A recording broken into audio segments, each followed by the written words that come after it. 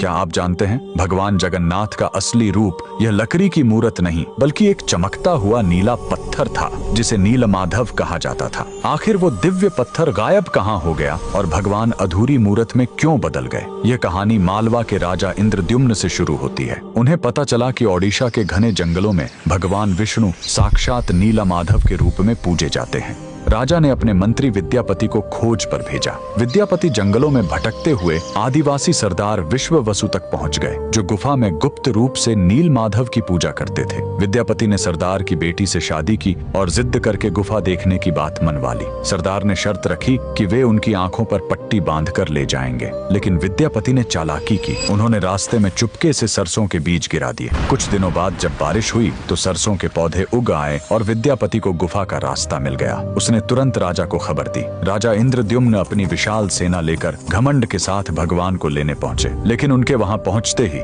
नीलमाधव की मूर्ति हमेशा के लिए गायब हो गई। भगवान अपने भक्त विश्ववसु के साथ हुए धोखे और राजा के घमंड से नाराज थे। राजा ने रोकर माफी मांगी और अन्न जल त्याग दिया। तब आकाशवाणी हुई, मैं अब उस पत्थर के रूप में नहीं मिलूंगा, अब मैं समुद्र तट पर एक लकड़ी के लट्ठे के रूप में आऊंगा। कुछ समय बाद पुरी के समुद्र तट पर एक विशाल अद्भुत लकड़ी का लट्ठा तैरता हुआ आया। राजा समझ गए कि यही भगवान का नया रूप है। उन्होंने तुरंत आदेश दिया कि इस पवित्र लकड़ी से भगवान की मूर्ति बनाई जाए, लेकिन समस्या यह हुई कि वह कोई साधारण लकड़ी नहीं थी। जैसे ही राज्य के बड़े बड़े कारीगर उस पर छेनी हथौड़ा चलाते, उनके औजार ही टूटकर बिखर जाते। उस दिव्य लकड़ी पर खरोंच तक नहीं आ रही थी। तब स्वयं भगवान विश्वकर्मा एक बूढ़े शिल्पकार के रूप में आए। उन्होंने कहा, मैं इससे मूर्ति बनाऊंगा, लेकिन मेरी एक शर्त है, 21 दिनों तक कमरा बंद रहेगा। अगर बीच में दरवाजा खुला तो मैं काम छोड़कर चला जाऊंगा। राजा मान गए। 15 दिनों तक अंदर से छेनी चलने की आवाज आती रही,